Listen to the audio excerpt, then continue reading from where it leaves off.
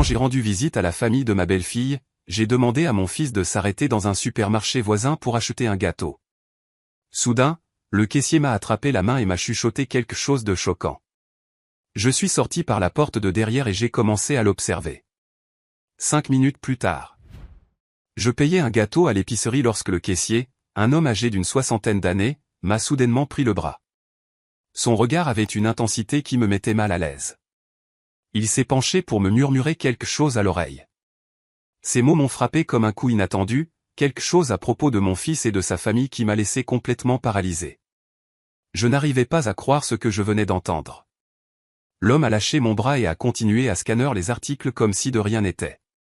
Mais je suis resté là, le reçu tremblant dans ma main, essayant de comprendre les mots qui tourbillonnaient maintenant dans ma tête. Je suis sorti par l'entrée de service du magasin. J'avais besoin d'air frais et de temps pour réfléchir. Mon cœur battait si fort que je pouvais l'entendre dans mes oreilles. Était-il possible que ce que cet étranger m'avait dit soit vrai? Ou était-ce juste un malentendu de la part de quelqu'un qui ne connaissait pas vraiment ma situation?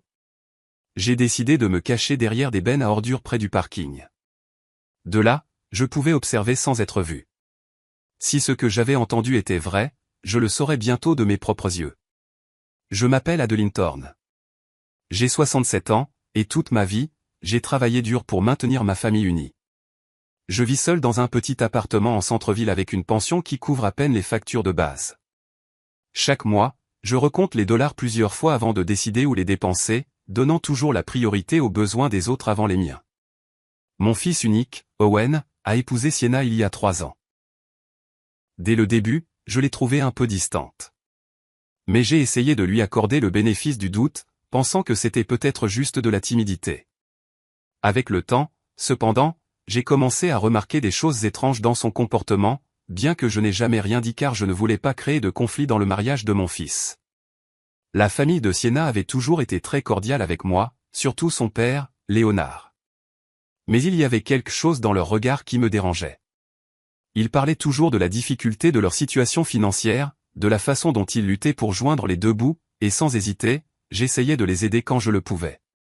Depuis ma cachette, j'avais une vue parfaite sur l'entrée principale de l'épicerie. Owen m'attendait dans la voiture, mais maintenant j'avais une vision claire de tout. Les mots du caissier résonnaient dans mon esprit encore et encore, comme un son incessant. À peine 2 minutes s'étaient écoulées lorsque j'ai vu quelque chose qui m'a fait douter de tout ce que je pensais savoir sur la famille de ma belle-fille. Léonard, le père de Sienna, est sorti par l'entrée principale, portant des sacs qui semblaient assez lourds. Mais ce n'étaient pas des sacs d'épicerie ordinaires. Ils provenaient d'un magasin haut de gamme que je ne connaissais que de vue, un endroit où je n'avais jamais eu les moyens de faire des achats. Le nom du magasin brillait en lettres dorées sur les sacs noirs qu'il portait avec une aisance décontractée, comme si c'était une chose parfaitement normale pour lui. Mon cœur a commencé à battre plus vite. Léonard s'est dirigé vers une voiture garée à quelques mètres de l'endroit où je me cachais. Ce n'était pas la vieille voiture usée dont il se plaignait toujours en demandant de l'aide. C'était un véhicule flambant neuf et rutilant, d'une couleur claire qui brillait sous le soleil de l'après-midi. Les pneus semblaient neufs, et la peinture n'avait pas une seule égratignure. Je l'ai regardé ouvrir le coffre de la voiture et y placer soigneusement les sacs, comme quelqu'un qui protège quelque chose de précieux. Puis il a sorti son téléphone et a commencé à parler à quelqu'un. Bien que je ne puisse pas entendre la conversation, son langage corporel était détendu, comme celui d'une personne sans soucis financiers urgents. À ce moment-là, je me suis souvenu de toutes les fois où Sienna avait appelé Owen pour lui demander de l'aide. C'était toujours la même histoire. Ils ne pouvaient pas payer le loyer. Ils avaient besoin d'aide pour les frais médicaux de Léonard. Ils ne pouvaient pas se permettre assez de nourriture pour la semaine. Et mon fils, avec son grand cœur, trouvait toujours un moyen de leur envoyer quelque chose. Mais ce que je voyais de mes propres yeux ne correspondait pas du tout à ces histoires de besoins désespérés. Les sacs chers, la voiture neuve, l'attitude détendue de Léonard, tout semblait contredire complètement la version qu'il nous racontait depuis des mois. Une sensation de froid a commencé à se répandre dans mon corps, comme lorsqu'on sent que quelque chose de très mauvais est sur le point de se produire. Les mots du caissier commençaient à avoir un sens, bien que je résiste encore à y croire complètement. Serait-il possible que la famille de ma belle-fille nous ait menti pendant tout ce temps? Léonard a terminé son appel et s'est retourné vers l'entrée de l'épicerie. Il semblait chercher quelque chose ou quelqu'un. Ses yeux balayaient le parking attentivement, comme pour s'assurer que personne ne l'avait vu. Cette attitude prudente m'a semblé très suspecte. J'ai décidé de rester caché un peu plus longtemps. Mon instinct me disait qu'il y avait plus à découvrir, et après ce que j'avais vu, je ne pouvais tout simplement pas ignorer la situation. Je devais être absolument sûr avant d'en parler à Owen. Alors que je restais caché, j'ai commencé à me souvenir de comment j'en étais arrivé là. Ce matin-là, je m'étais réveillé avec un mélange d'excitation et de nervosité. Cela faisait des mois que je n'avais pas rendu visite à la famille de Sienna, et je voulais faire bonne impression en apportant quelque chose de spécial à partager. Je suis allé dans ma petite cuisine et j'ai ouvert le bocal où je gardais mes économies. Compter ces pièces était devenu un rituel douloureux mais nécessaire. J'ai séparé les billets froissés et les pièces que j'avais économisées pendant des semaines, sacrifiant de petits plaisirs comme un café à la boulangerie ou un magazine au kiosque à journaux. J'avais exactement 43 $. Ce n'était pas beaucoup, mais j'avais décidé d'en utiliser 20 pour acheter un gâteau décent à la boulangerie du quartier.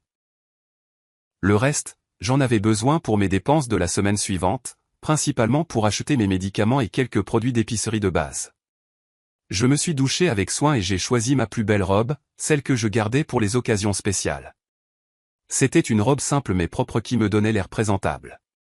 Je me suis coiffé, essayant de cacher les mèches grises qui étaient de plus en plus visibles chaque jour, et j'ai mis les fausses boucles d'oreilles en perles que ma défunte mère m'avait données il y a de nombreuses années. Avant de partir, j'ai regardé mon reflet dans le miroir de la salle de bain. J'ai vu une femme de 67 ans qui avait travaillé toute sa vie, qui avait élevé seul son fils après être devenue veuve, et qui essayait maintenant de maintenir une famille unie qui semblait valoriser l'argent plus que les sentiments. Owen est arrivé pour me chercher exactement à l'heure. Mon fils avait toujours été ponctuel, une qualité que j'admirais en lui. Quand je suis monté dans sa voiture, j'ai remarqué qu'il semblait un peu tendu, mais j'ai pensé que c'était peut-être la nervosité de la visite familiale. Pendant le trajet, nous avons parlé de choses sans importance. Il m'a parlé de son travail de bureau, de quelques problèmes mineurs qu'il avait eus avec son patron, mais il a évité de parler de Sienna ou de sa famille. Cela m'a semblé étrange car normalement, il me tenait informé de la façon dont les choses se passaient dans son mariage.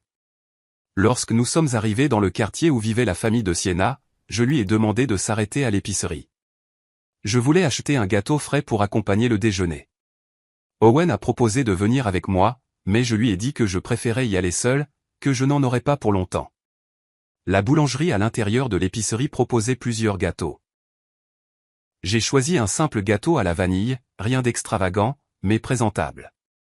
Il coûtait exactement 18 $, 2 de moins que ce que j'avais budgété, ce qui m'a rendu heureuse car cela signifiait que je pouvais acheter une petite carte de vœux. C'est aussi à la caisse que tout s'est passé. Le caissier, un homme qui semblait avoir mon âge, m'a servi normalement jusqu'à ce qu'il voie le nom sur la carte de crédit que j'ai essayé d'utiliser en premier. La carte a été refusée, comme je m'y attendais, car je savais que je n'avais pas de fonds suffisants. J'ai alors sorti l'argent liquide. C'est à ce moment-là que l'homme m'a regardé de plus près, a chuchoté mon nom, Adeline Thorne, et m'a demandé si j'étais la mère d'Owen. Quand j'ai confirmé, son expression a complètement changé. Il avait l'air inquiet, presque effrayé. Ce qu'il m'a dit après m'avoir attrapé le bras est quelque chose que je ne pourrai jamais oublier. Bien qu'à ce moment-là, j'ai refusé de le croire. Ses mots étaient directs et douloureux. Il m'a dit que la famille de ma belle-fille venait régulièrement dans cette épicerie et dépensait des centaines de dollars en produits importés et en viande de premier choix, alors qu'il savait qu'il demandait constamment de l'argent à mon fils. Il a expliqué qu'il connaissait la situation parce que Léonard avait mentionné à plusieurs reprises, avec une certaine fierté, comment mon fils les aidait financièrement chaque mois. Le caissier m'a dit qu'il avait vu Léonard acheter des bouteilles de vin qui coûtaient plus que ce que je dépensais en nourriture pour une semaine entière. Il m'a également dit que Sienna y achetait fréquemment des produits de beauté coûteux et des vêtements de marque, payant toujours en espèces. Il m'a dit que cela lui semblait injuste qu'une famille qui s'offrait ces luxes profite de la générosité d'un fils travailleur et de sa mère âgée. L'homme a expliqué qu'il avait décidé de me parler parce qu'il m'avait vu compter soigneusement mes pièces pour payer un simple gâteau, pendant que dépensait sans compter pour des articles de luxe. Il m'a dit que sa propre mère avait vécu une situation similaire et qu'il regrettait de ne pas avoir agi à temps. Après avoir entendu cela, j'ai quitté l'épicerie complètement confuse. Mon esprit refusait de traiter pleinement ce que j'avais entendu. Pendant des années, j'avais fait confiance à la parole de Sienna et de sa famille. J'avais vu mon fils s'inquiéter pour eux, faire des heures supplémentaires pour leur envoyer de l'argent, et j'avais moi-même contribué avec le peu que j'avais à plusieurs reprises. Mais les mots du caissier avaient planté une graine de doute qui grandissait rapidement dans mon cœur. C'est pourquoi j'ai décidé de me cacher et d'observer. Je devais voir de mes propres yeux si ce qu'on m'avait dit était vrai, car les conséquences de cette information étaient trop graves pour agir sur la base de simples rumeurs. Depuis ma cachette derrière les bennes à ordures, je pouvais parfaitement voir tout ce qui se passait sur le parking. L'odeur de déchets n'était pas agréable, mais c'était un petit prix que j'étais prêt à payer pour découvrir la vérité sur les gens en qui j'avais eu confiance si longtemps. Quand j'ai vu Léonard sortir de l'épicerie avec ses sacs chers, mon cœur s'est serré dans ma poitrine. Les sacs provenaient d'un magasin que je ne connaissais que par sa réputation de prix élevés. Un seul achat là-bas pouvait me coûter tout mon budget d'épicerie d'un mois. Léonard marchait avec l'assurance de quelqu'un qui n'a pas de soucis financiers. Ses vêtements étaient neufs, ses chaussures brillaient, et sa montre semblait chère même de là où j'étais. Rien dans son apparence ne suggérait la pauvreté désespérée dont il parlait toujours. La voiture dans laquelle il a mis les courses était définitivement neuve. La peinture brillait sous le soleil et les pneus semblaient fraîchement achetés. J'ai calculé mentalement qu'un véhicule comme celui-là pouvait coûter plus d'argent que je n'en avais vu réuni de toute ma vie. Comment était-il possible que quelqu'un qui possédait une telle voiture ait besoin d'une aide financière constante ? Alors que je le regardais parler au téléphone, j'ai remarqué que sa conversation était détendue, voire joyeuse. Cela ne semblait pas être l'appel de quelqu'un préoccupé par des problèmes financiers. Son langage corporel était celui d'une personne satisfaite, à l'aise avec sa situation. À ce moment-là, toutes les petites incohérences que j'avais remarquées au cours des derniers mois ont commencé à avoir un sens. Les fois où Sienna avait mentionné nonchalamment des restaurants chers où elle avait mangé, le justifiant comme des invitations d'amis. Les commentaires sur de nouveaux vêtements qu'elle avait soi-disant obtenus lors de soldes incroyables. Les photos sur les réseaux sociaux qui montraient un style de vie qui ne correspondait pas à leur demande d'aide constante. Léonard a terminé son appel téléphonique et a commencé à revenir vers l'entrée de l'épicerie. Ses mouvements étaient confiants, sans hâte, comme quelqu'un qui avait tout le temps du monde. Cela m'a donné l'occasion de mieux analyser son apparence et son comportement depuis ma cachette. Non seulement ses vêtements étaient neufs, mais ils étaient de bonne qualité. La chemise qu'il portait avait cette coupe parfaite que l'on ne trouve que dans les magasins spécialisés, et son pantalon était impeccablement repassé. Même ses chaussures, que je pouvais mieux voir alors qu'il se rapprochait de ma position, semblaient être en cuir véritable et coûteux. Alors que j'attendais de voir ce qui allait se passer d'autre, j'ai entendu des voix venant de ma droite. Deux femmes âgées parlaient en poussant leur caddie vers leur voiture. Au début, je n'ai pas prêté attention, mais quand elles ont mentionné le nom de Sienna, j'ai immédiatement tendu l'oreille. « Tu as vu la nouvelle robe que Sienna portait au centre commercial hier » a dit l'une d'elles, une femme aux cheveux gris qui semblait avoir mon âge. Elle a dû coûter au moins 200 $. J'en ai vu une identique dans cette boutique chère au 2e étage. L'autre femme, plus mince et portant des lunettes, a répondu d'un ton entendu, et ce n'est pas tout, Hermione. Je l'ai aussi vu acheter des produits de beauté dans cette boutique française. Ma petite fille y travaille et m'a dit que Sienna est une cliente régulière. Elle dépense comme si l'argent tombait du ciel. Mon cœur a commencé à battre plus vite. Ces femmes parlaient de la même Sienna qui disait constamment à mon fils qu'il n'avait pas d'argent pour les dépenses de base. La même qui avait appelé la semaine dernière pour demander de l'aide pour acheter des médicaments pour son père. Hermione a continué, ce qui me frappe le plus, c'est qu'elle achète toujours de nouvelles choses, mais ensuite elle raconte dans le quartier qu'il traverse des moments financiers très difficiles. Mon ami Léonard travaille à la banque et m'a dit que les dépôts qu'ils reçoivent ne correspondent pas du tout à l'histoire de pauvreté qu'il raconte. Oh, Hermione, mais ce sont des commérages, a répondu l'autre femme, bien que sur un ton qui suggérait qu'elle avait ses propres doutes. Quoique, je dois admettre, ça me semble étrange qu'ils puissent se permettre le loyer de cette grande maison, s'ils sont vraiment aussi mal en point financièrement qu'ils le disent. Des commérages ? Ma fille habite dans la même rue qu'eux et me dit que presque chaque semaine, des camions de livraison avec des courses de l'épicerie la plus chère de la ville arrivent. Des achats que n'importe lequel d'entre nous mettrait des mois à pouvoir se permettre. Les deux femmes ont continué à s'éloigner en parlant, mais j'ai pu entendre quelques fragments de plus de leur conversation. Elles ont mentionné quelque chose à propos de fêtes que la famille de Sienna avait récemment organisées.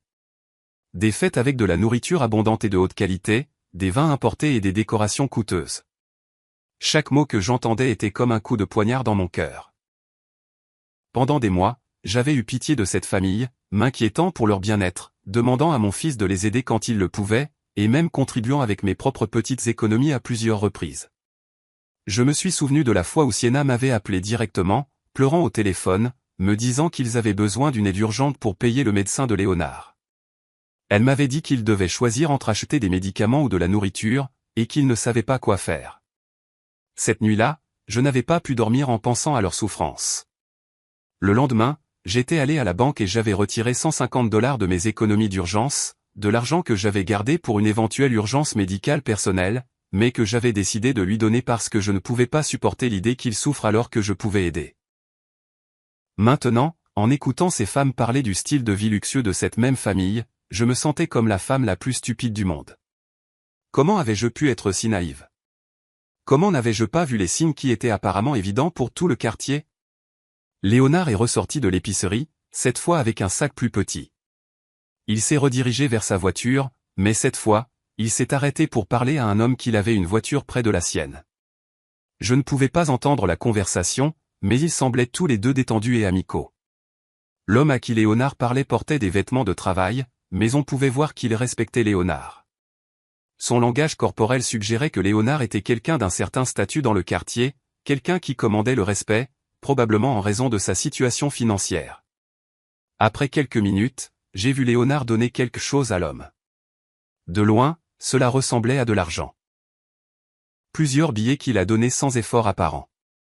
S'il traversait vraiment des difficultés financières, comme il le disait, comment pouvait-il se permettre de donner de l'argent à des inconnus si facilement? À ce moment-là, mon téléphone a vibré. C'était un SMS d'Owen me demandant ce qui s'était passé, pourquoi je prenais autant de temps à l'épicerie. Je l'avais complètement oublié, toujours en train de m'attendre dans la voiture, probablement inquiet de mon retard. J'ai rapidement répondu que j'arrivais, que j'avais été dans une file d'attente très longue. Un mensonge.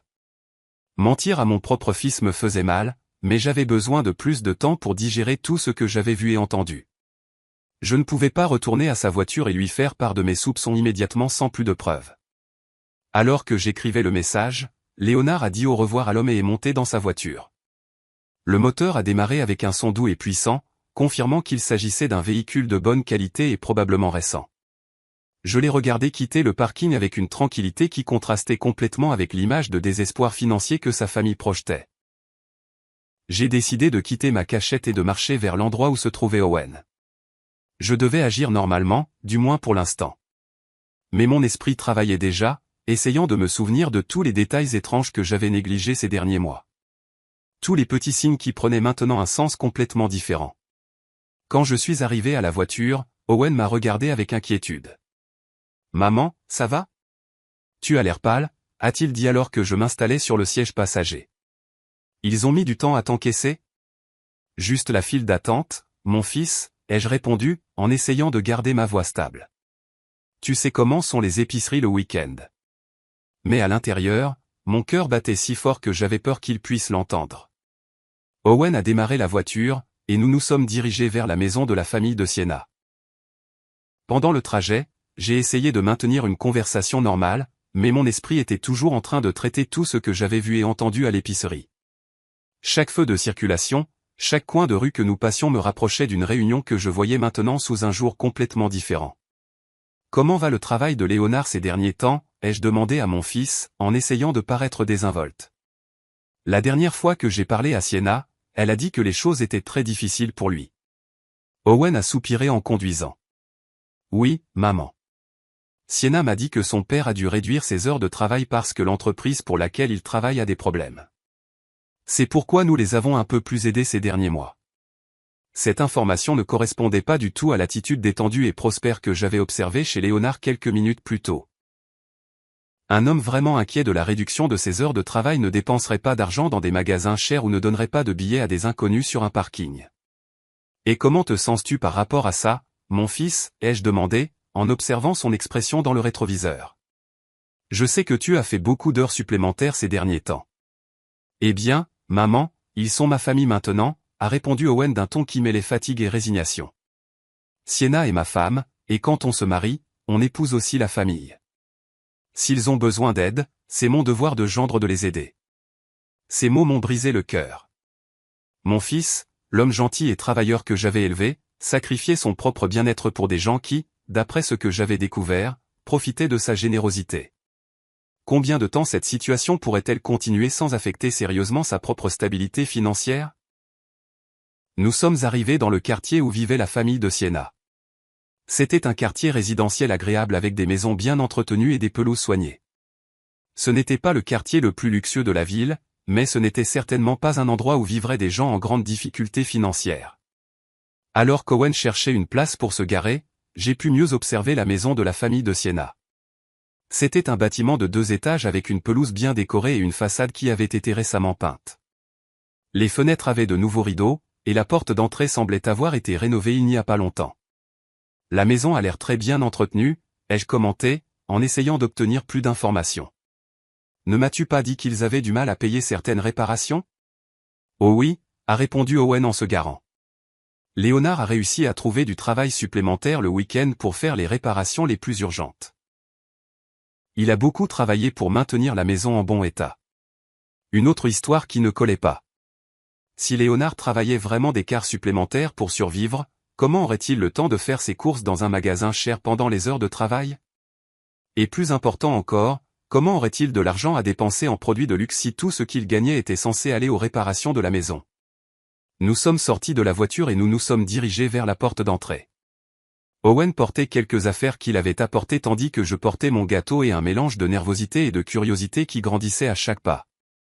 Avant que nous puissions sonner, la porte s'est ouverte et Siena est apparue avec un sourire radieux. Ma première impression a été un choc total. Son apparence était complètement transformée par rapport à la dernière fois que je l'avais vue, il y a à peine un mois. Elle portait une robe qui n'était certainement pas bon marché. Le tissu semblait d'excellente qualité, la coupe était parfaite, et les couleurs vives lui donnaient un air élégant et sophistiqué. Ses chaussures étaient clairement neuves, avec un éclat que seuls les articles fraîchement achetés possèdent, et son sac à main était parfaitement assorti à sa tenue. Mais ce qui m'a le plus frappé, c'était ses cheveux et son maquillage. Elle avait une coupe professionnelle que l'on n'obtient que dans les salons chers, avec des mèches qui brillaient au soleil. Son maquillage était impeccable, le genre qui nécessite des produits de haute qualité et beaucoup de temps pour être appliqué correctement. « Adeline, quelle joie de te voir !» s'est exclamé Siena, en s'approchant pour me serrer dans ses bras.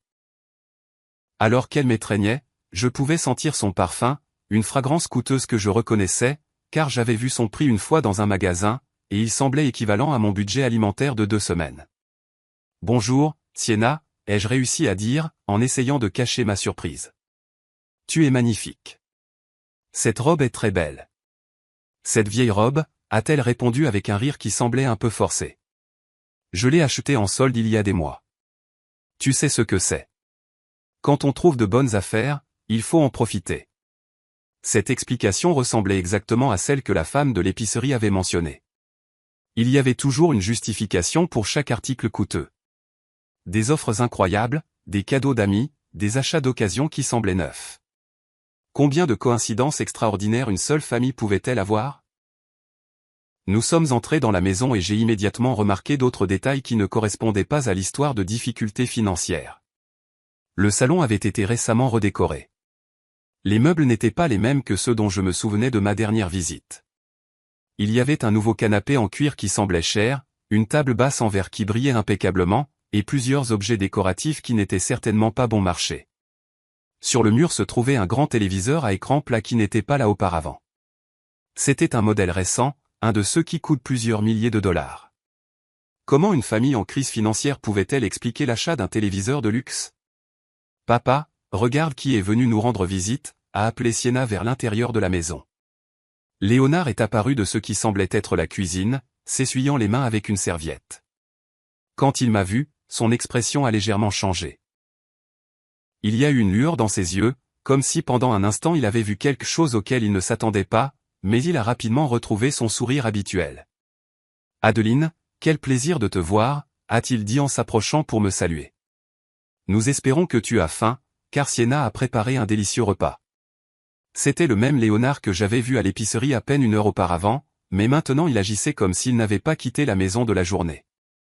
Ses vêtements étaient les mêmes, mais il avait mis un tablier par-dessus sa chemise, comme s'il avait été en train de cuisiner.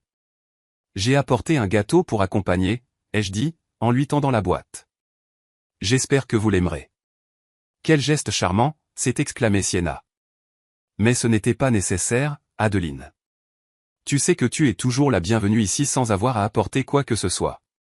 Alors qu'elle parlait, je pouvais voir par-dessus son épaule dans la cuisine.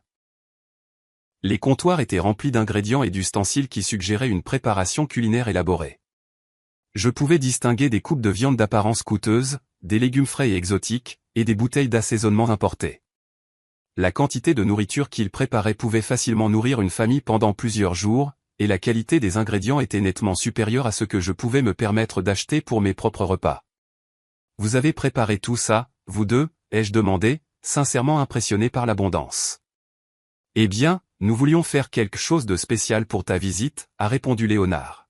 « On ne reçoit pas la mère d'Owen tous les jours. De plus, nous avons trouvé certains ingrédients en promotion, alors nous avons décidé d'en profiter. Encore les promotions miraculeuses. » Je commençais à me demander si cette famille avait un don extraordinaire pour trouver des affaires ou si ces explications étaient simplement un moyen de justifier des dépenses qu'ils ne pouvaient pas expliquer honnêtement. Owen semblait complètement inconscient de mes observations.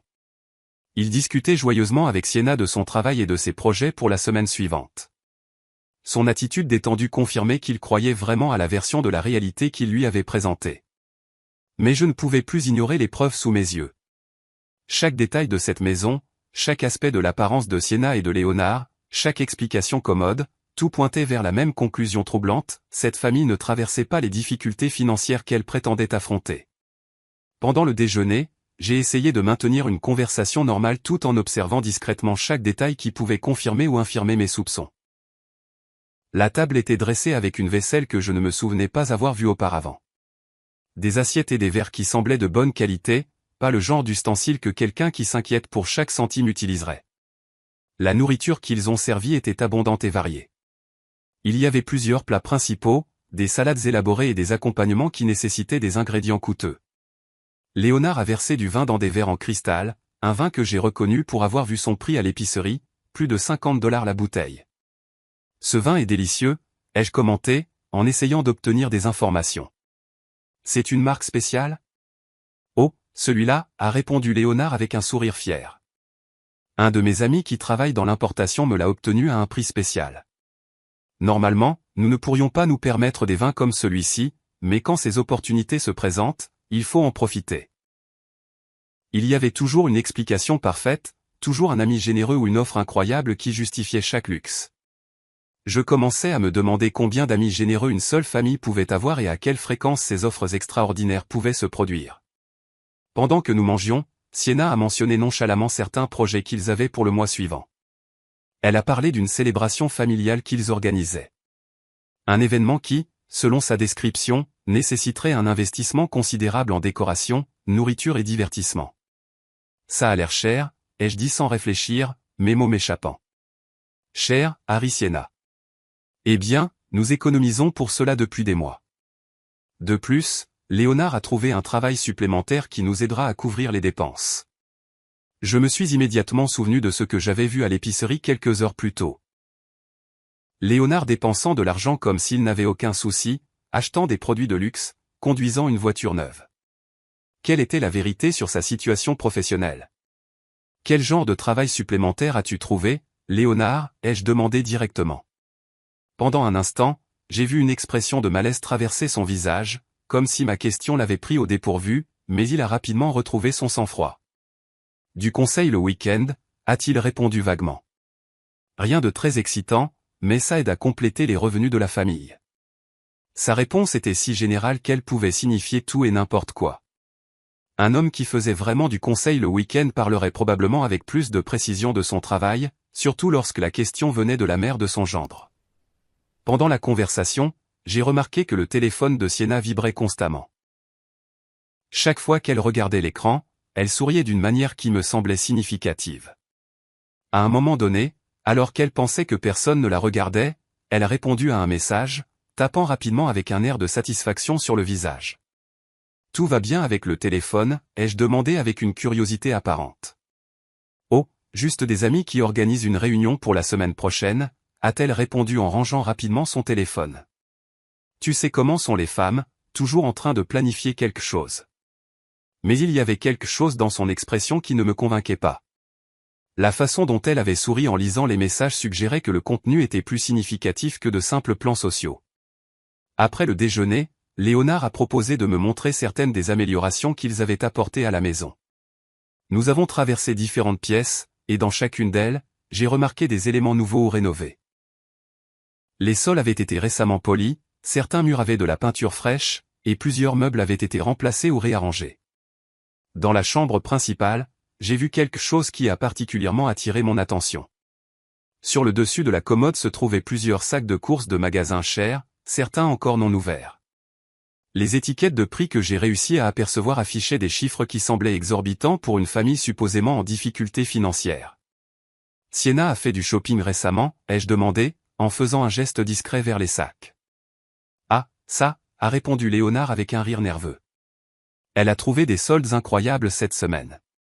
Parfois, il vaut mieux acheter les choses quand elles sont en promotion, même si on n'en a pas besoin immédiatement. » Cette logique me semblait complètement contradictoire.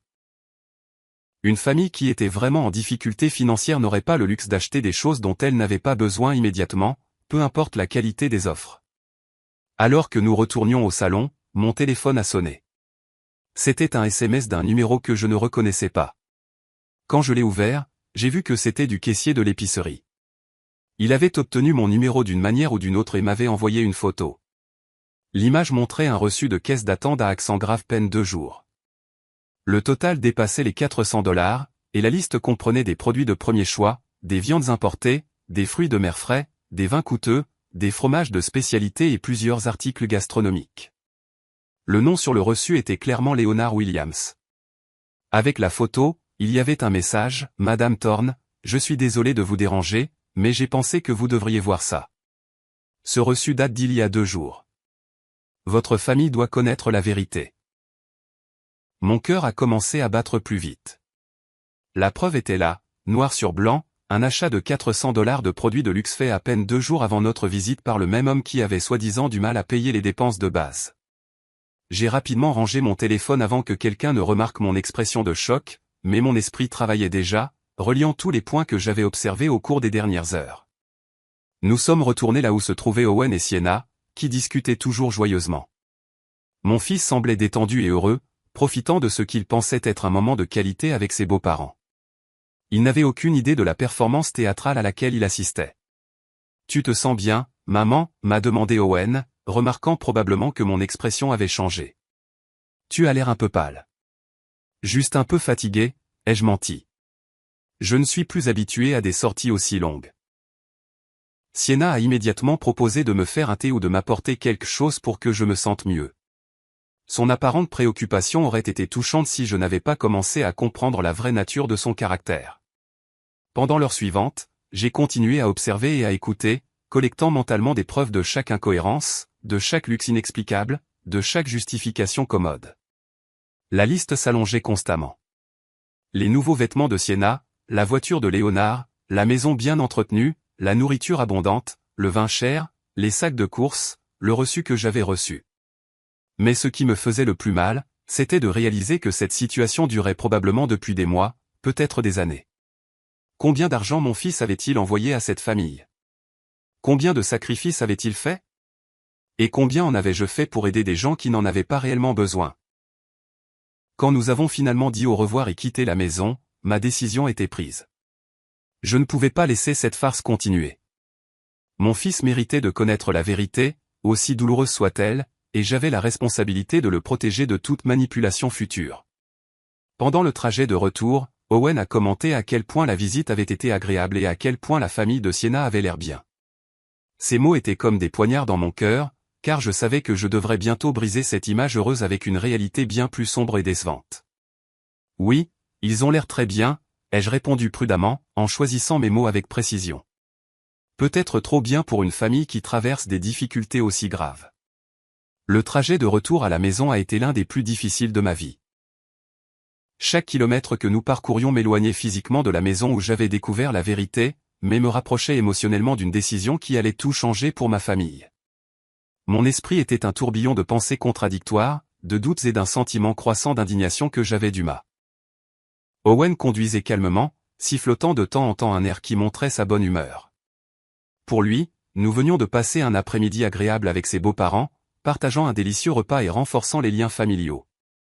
Il n'avait aucune idée que sa mère avait passé son temps à collecter des preuves de ce qui semblait être une escroquerie élaborée et prolongée. « Maman », a-t-il dit alors que nous attendions à un feu rouge, « je suis si heureux de voir que tu t'entends si bien avec la famille de Sienna.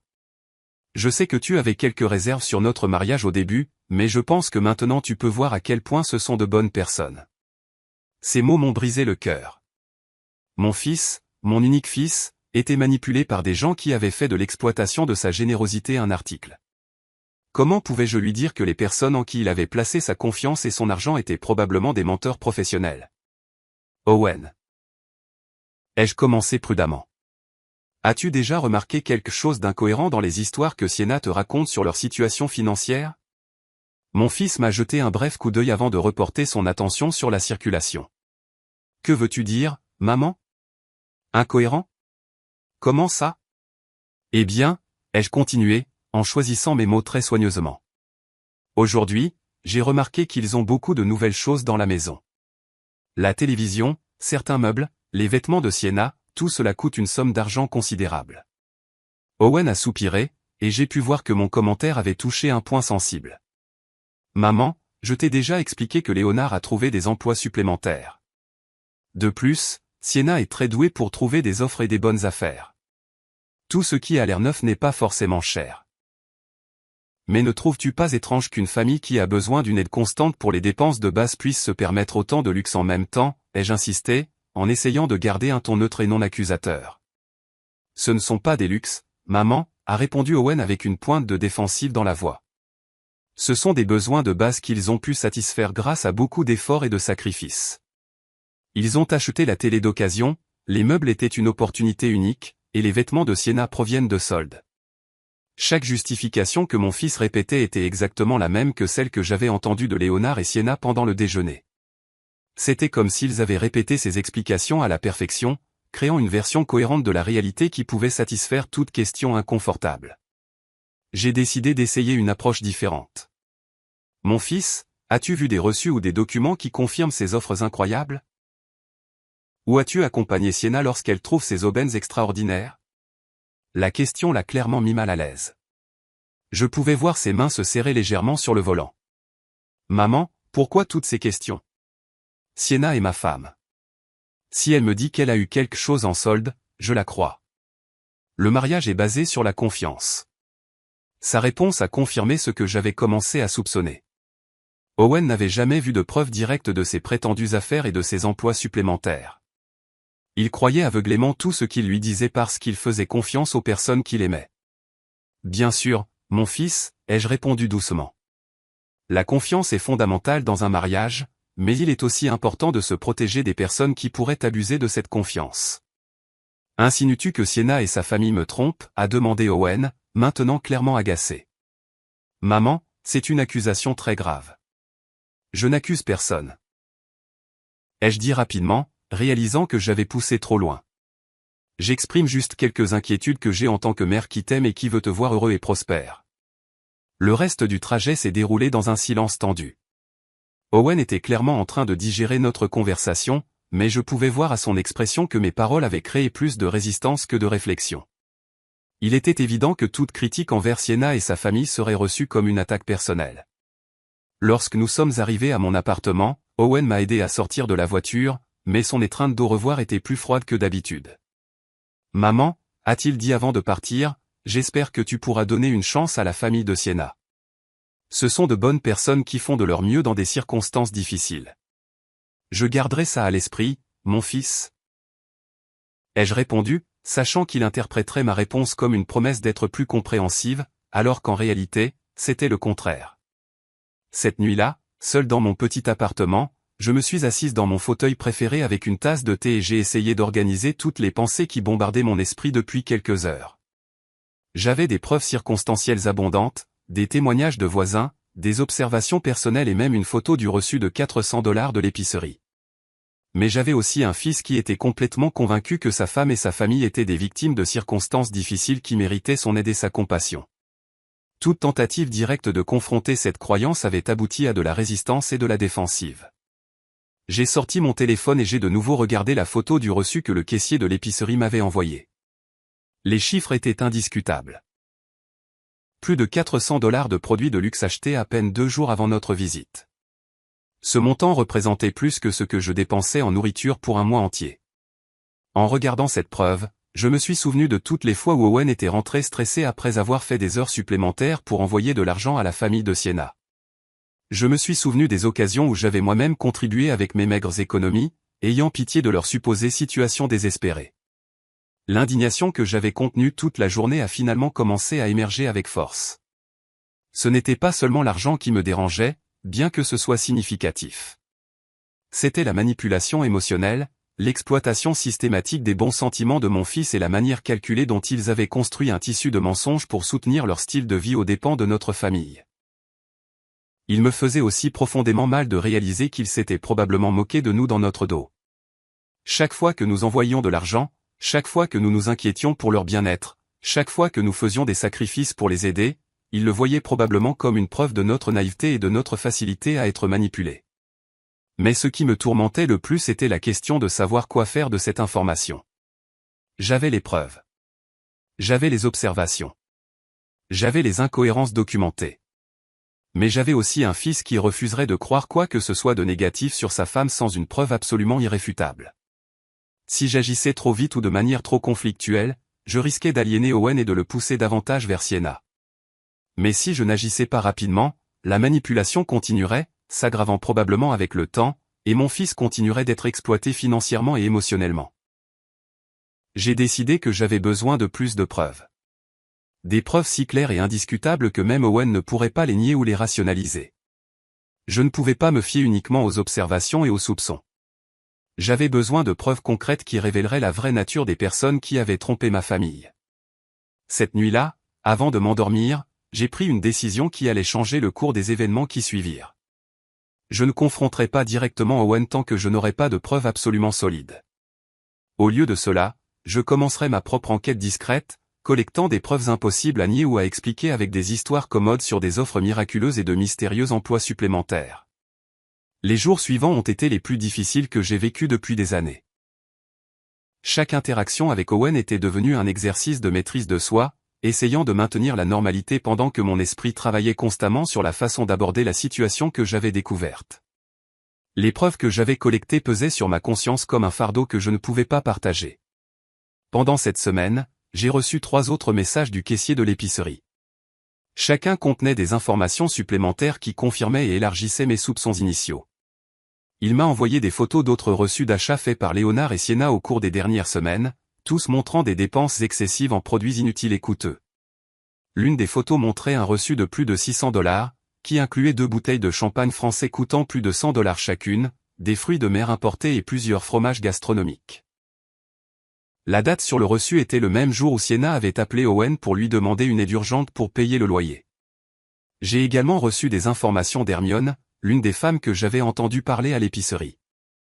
Elle avait obtenu mon numéro de téléphone par un ami commun et m'avait contacté car elle avait décidé que je devais connaître plus de détails sur la situation.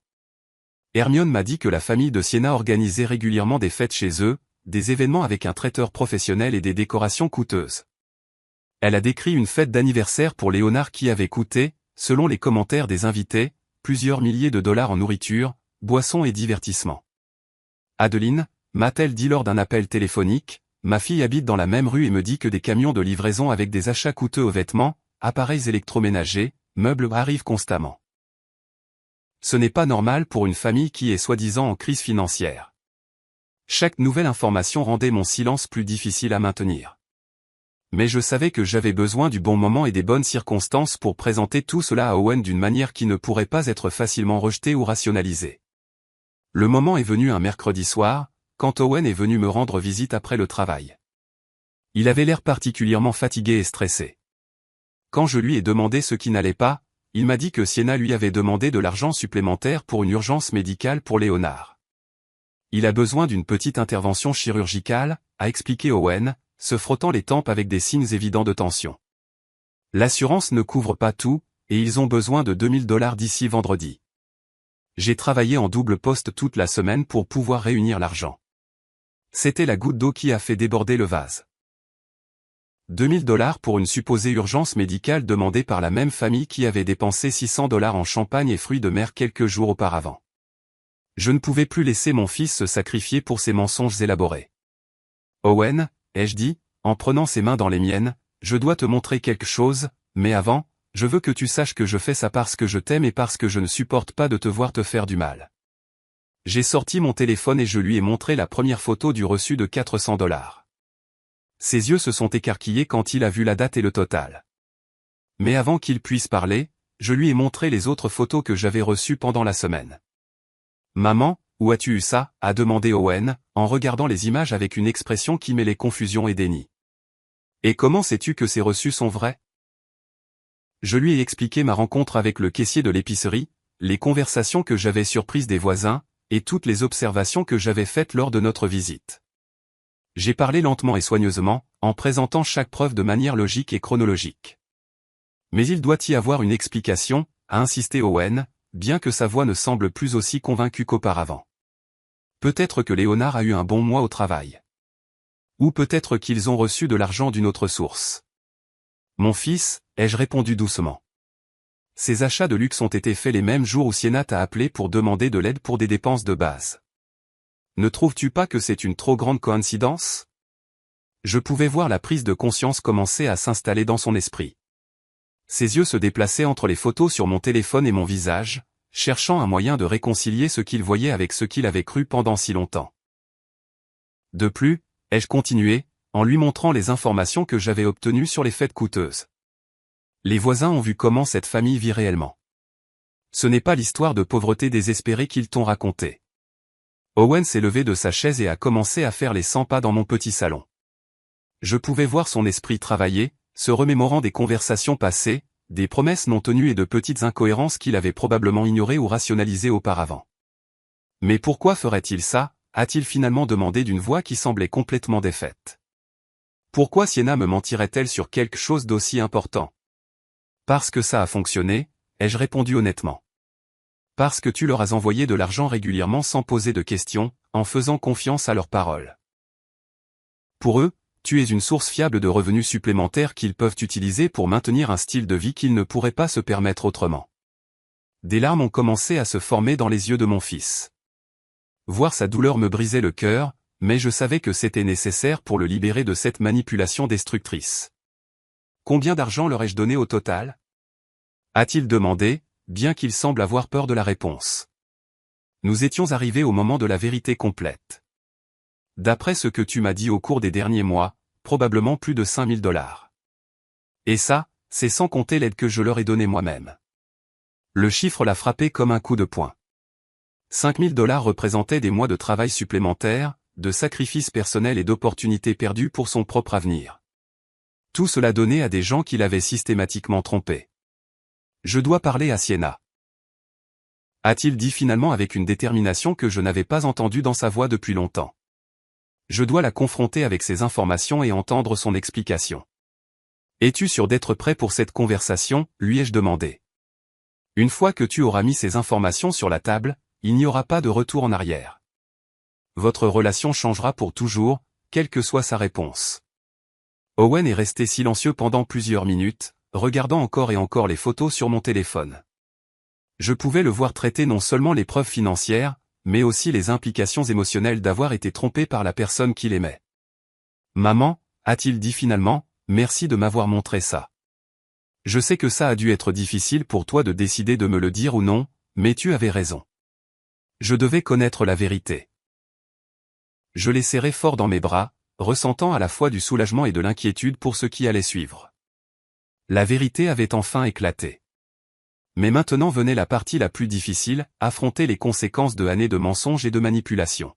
« Qu'est-ce que tu vas faire maintenant ?» ai-je demandé. « Je rentre à la maison ce soir et je vais avoir une conversation très sérieuse avec ma femme, » a répondu Owen avec une fermeté qu'il n'avait pas montrée depuis des mois. « Et selon ce qu'elle dira, je vais prendre des décisions importantes sur notre avenir. » Owen a quitté mon appartement cette nuit-là avec une détermination que je n'avais pas vue en lui depuis des mois. Je suis resté éveillé très tard, incapable de dormir, me demandant comment la confrontation entre mon fils et sa femme se déroulerait. Je savais que les prochaines heures seraient cruciales pour l'avenir de notre famille. À 2 heures du matin, mon téléphone a sonné. C'était Owen, et sa voix était complètement différente quand j'ai répondu. Il y avait un mélange de douleur, de colère et quelque chose qui ressemblait à du soulagement. « Maman », a-t-il dit sans préambule. « Tu avais raison sur tout. Absolument tout. » « Que s'est-il passé, mon fils ?» ai-je demandé, bien que d'après son ton, je pouvais déjà imaginer que la confrontation ne s'était pas bien passée pour Sienna. Quand je suis rentré à la maison, j'ai décidé de vérifier certaines choses avant de lui parler. Je suis allé dans notre chambre et j'ai fouillé dans ses affaires, chose que je n'avais jamais faite auparavant car je lui faisais entièrement confiance. Ce que j'ai trouvé m'a laissé sans voix. Owen m'a dit qu'il avait trouvé plusieurs sacs de courses cachés dans le placard, tous de magasins chers avec des reçus montrant des centaines de dollars de dépenses en vêtements et accessoires. Il a également trouvé des bijoux que Sienna n'avait jamais portés, encore avec leurs étiquettes de prix d'origine. Mais ce n'était pas le pire, maman.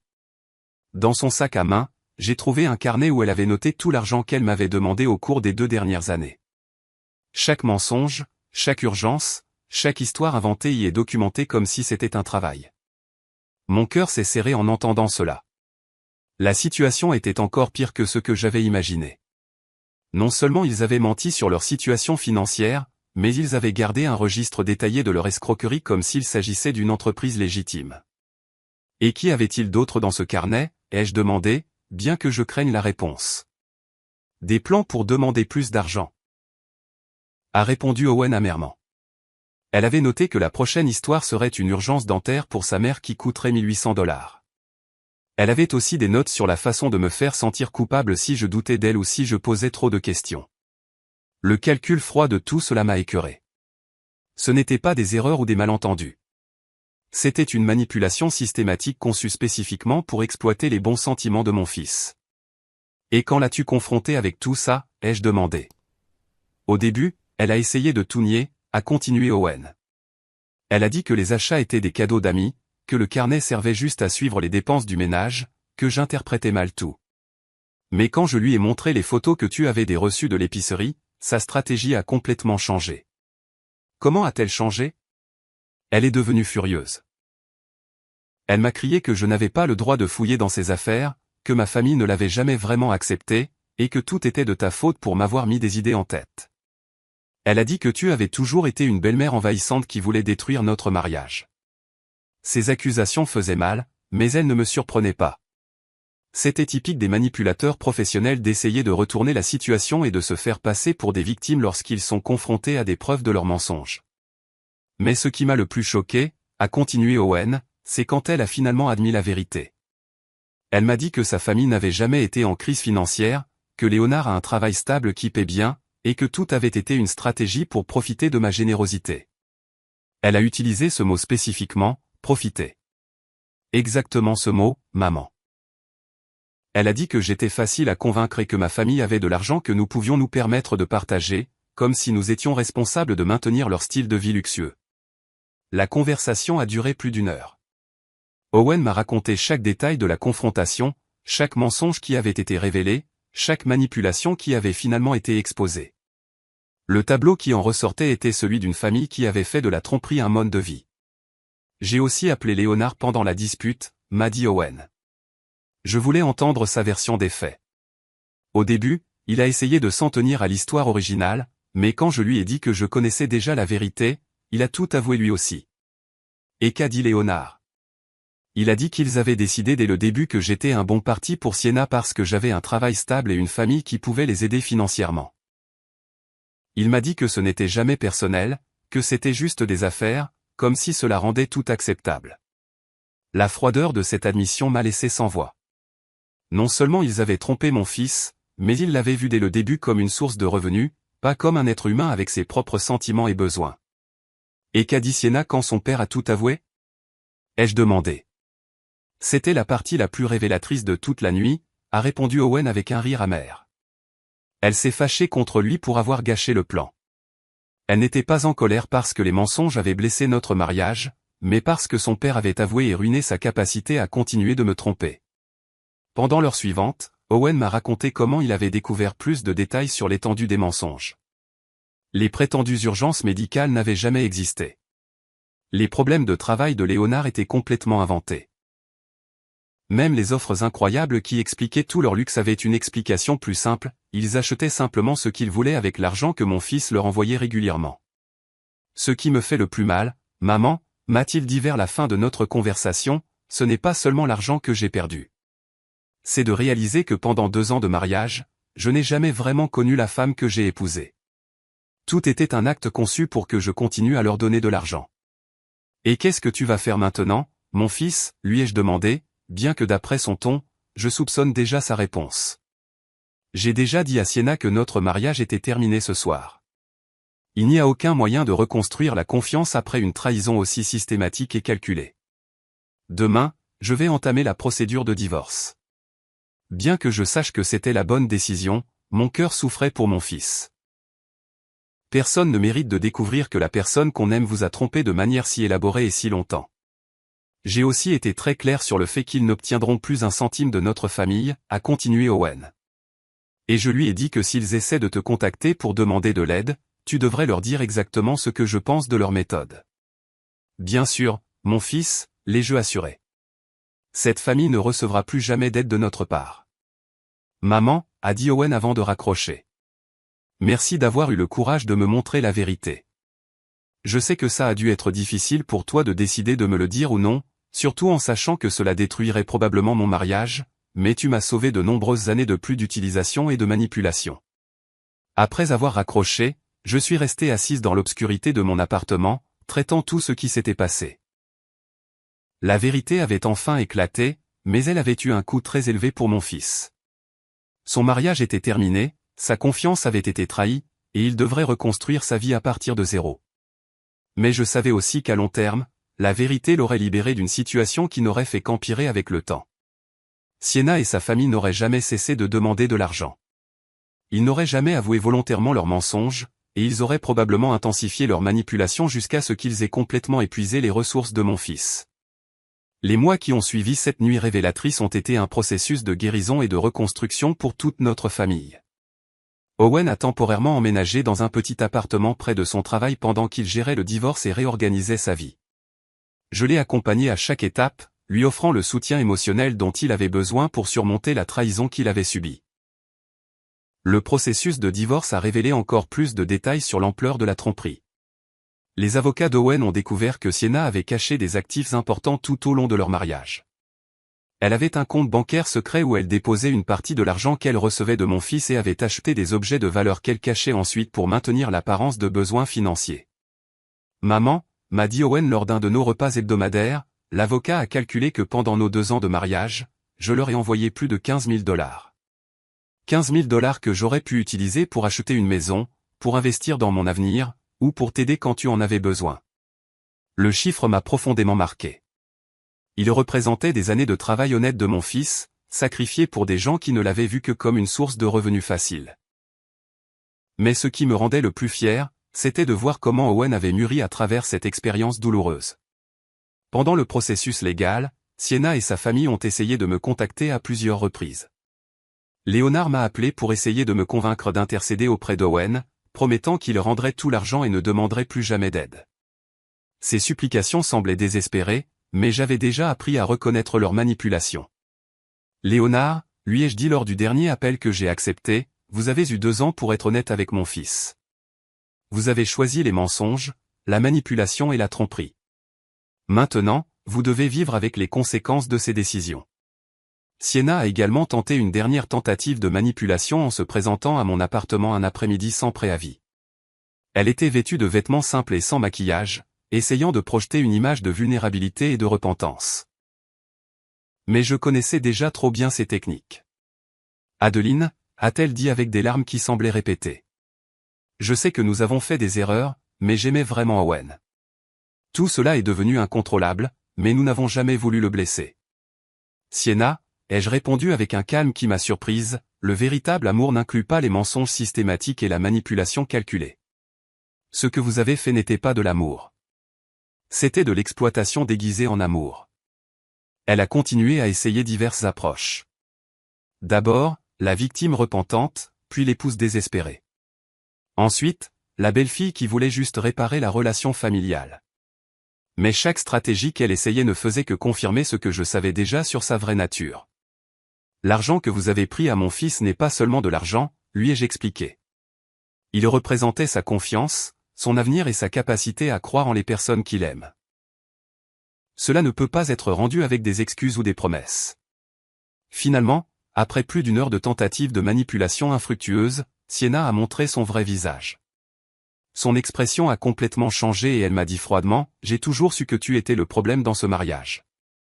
Owen aurait été heureux si tu ne t'étais pas mêlé. » Peut-être, ai-je répondu calmement. Mais il aurait été heureux en étant trompé et exploité. Je le préfère temporairement malheureux, mais libre, que heureux mais utilisé. Après cette confrontation, je n'ai plus jamais eu de nouvelles de Sienna ou de sa famille.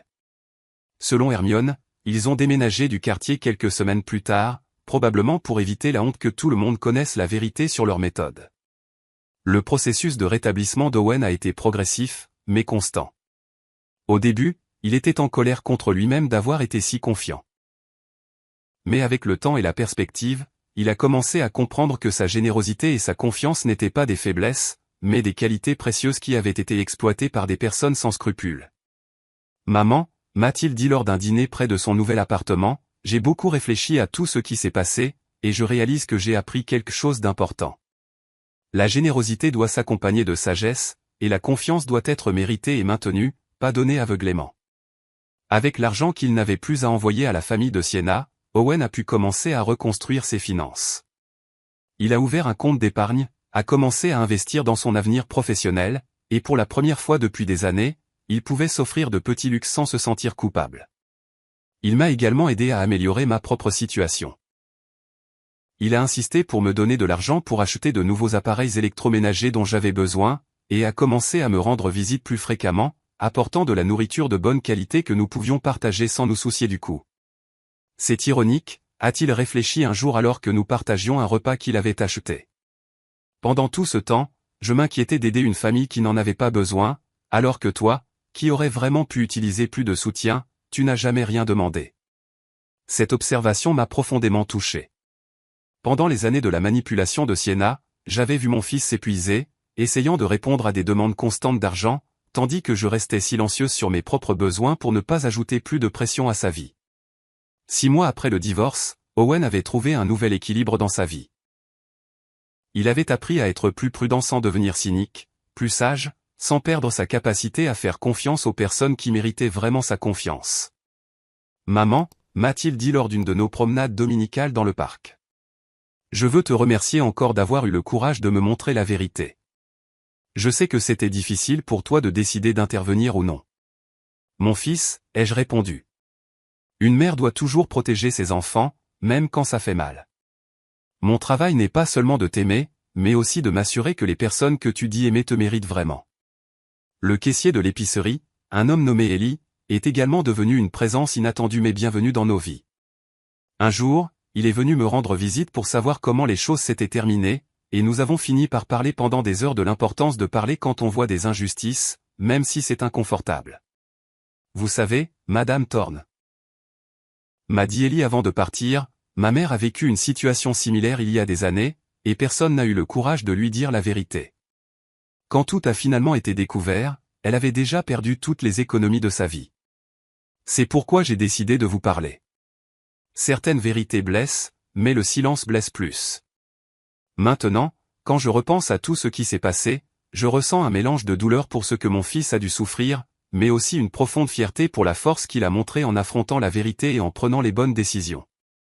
J'ai appris que le véritable amour familial exige parfois le courage de dire des vérités difficiles, de confronter des situations inconfortables et de protéger les personnes que nous aimons, même si cela signifie détruire des illusions qu'elles préfèrent conserver. Ce jour-là, quand j'ai entendu ces mots étranges à l'épicerie et que j'ai décidé d'observer au lieu d'ignorer, j'ai changé le cours de nos vies pour toujours. Ce fut l'une des décisions les plus difficiles que j'ai jamais prises, mais aussi l'une des plus justes. Aujourd'hui, Owen est un homme plus sage, plus fort et plus conscient de sa propre valeur. Il n'est plus la victime de manipulateurs professionnels, mais quelqu'un qui a appris à fixer des limites saines et à valoriser sa propre générosité assez pour ne pas permettre qu'elle soit exploitée.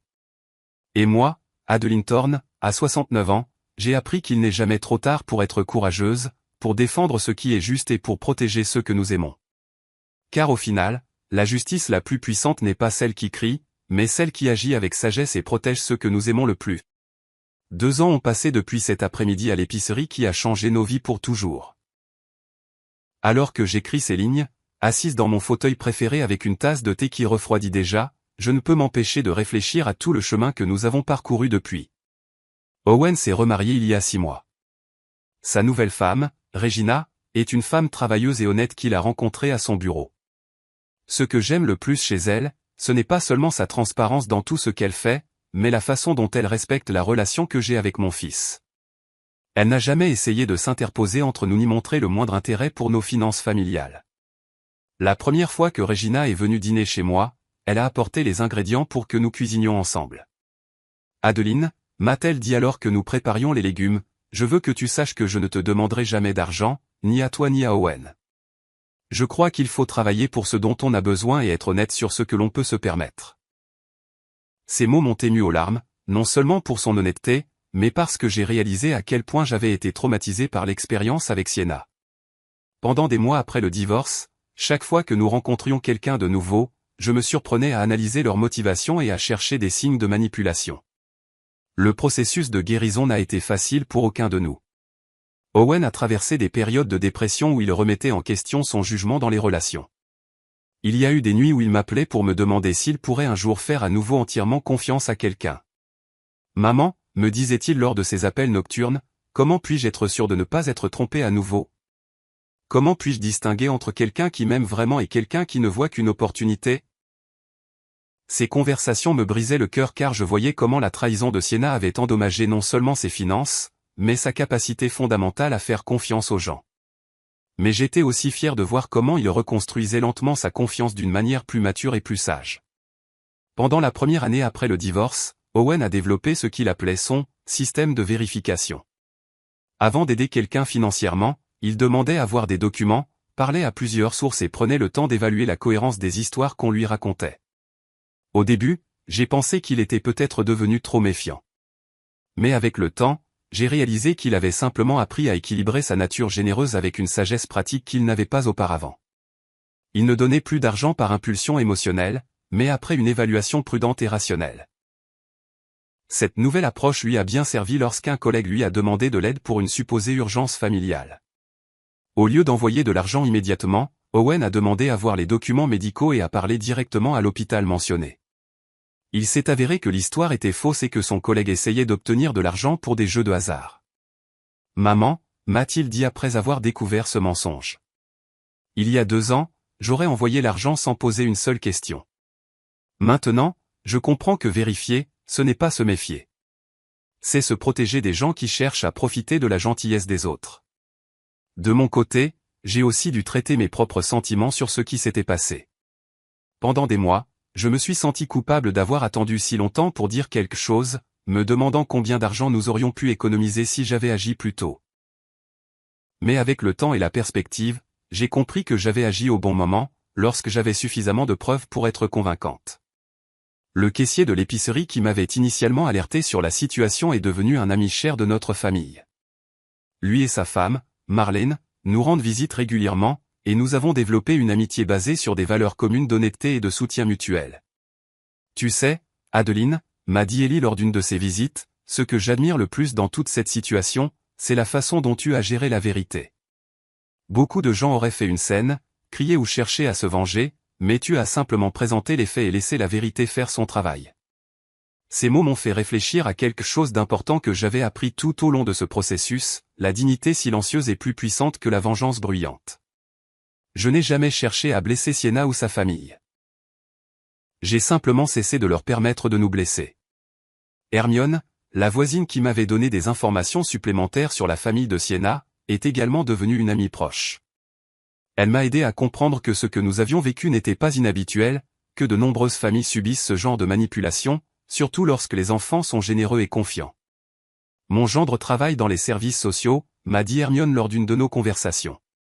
Et il m'a dit que ce genre d'escroquerie familiale est plus courant que les gens ne le pensent. Il y a des gens qui ont fait de la manipulation de parents au grand cœur un mode de vie. Cette perspective m'a aidé à comprendre que nous n'avions pas été particulièrement naïfs ou stupides. Nous avions simplement été les cibles de personnes expertes dans l'exploitation des émotions et des liens familiaux. L'impact financier de la tromperie a été important mais gérable. Owen a calculé qu'au total, nous avions perdu environ 15 000 $ en incluant ma contribution et certains prêts qu'il avait faits et qui n'avaient jamais été remboursés. Cependant, une fois que le flux d'argent vers cette famille s'est arrêté, notre situation financière s'est considérablement améliorée. Avec l'argent qu'il n'avait plus à envoyer mensuellement, Owen a pu économiser pour un acompte sur une petite maison. Il m'a demandé de vivre avec lui et Regina, mais je préfère maintenir mon indépendance dans mon propre appartement, bien que maintenant avec de meilleurs meubles et appareils électroménagers qu'il a insisté pour m'acheter. « Maman », m'a-t-il dit en apportant le nouveau réfrigérateur. Pendant des années, je t'ai regardé compter les pièces pendant que j'envoyais des centaines de dollars à des gens qui n'en avaient pas besoin. Maintenant, c'est à ton tour d'avoir les choses que tu mérites. Regina s'est avérée être non seulement une bonne épouse pour Owen, mais aussi une belle-fille prévenante pour moi. Elle n'essaie jamais de rivaliser avec ma place dans la vie de mon fils et m'inclut toujours dans ses plans et décisions familiales. La différence avec l'attitude de Sienna est si marquée que j'ai parfois du mal à croire que les deux femmes existent dans le même monde. Le mois dernier, Regina m'a confié qu'ils attendaient leur premier enfant. La nouvelle m'a rempli d'une joie pure que je n'avais pas ressentie depuis des années. Ce petit-fils ou cette petite-fille grandira dans un foyer où l'honnêteté et l'intégrité sont des valeurs fondamentales, très différents de l'environnement de mensonges et de manipulation qui aurait existé si Owen était resté avec Sienna. Je veux que notre enfant te connaisse comme la grand-mère qui a eu le courage de protéger notre famille, m'a dit Regina en me tenant la main.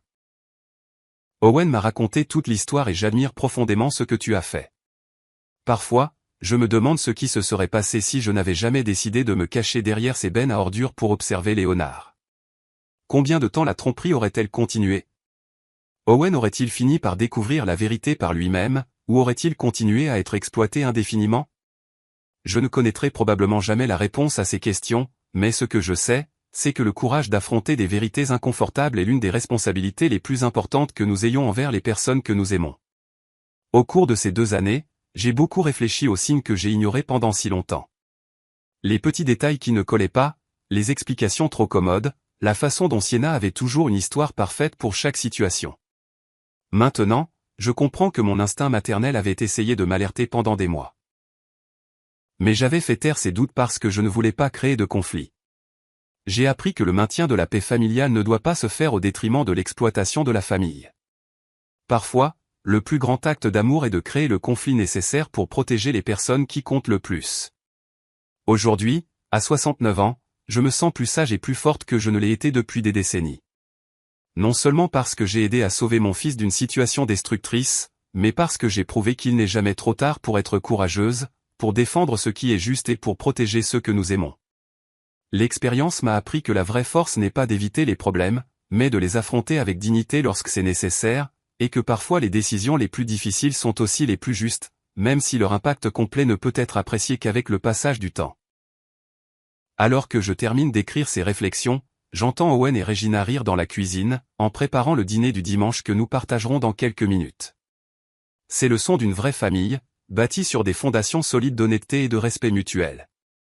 Ce son vaut plus que tous les dollars que nous avons perdus pendant les années de tromperie.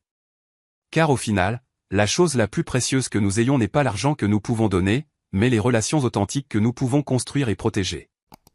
Et ça, personne ne pourra jamais nous l'enlever.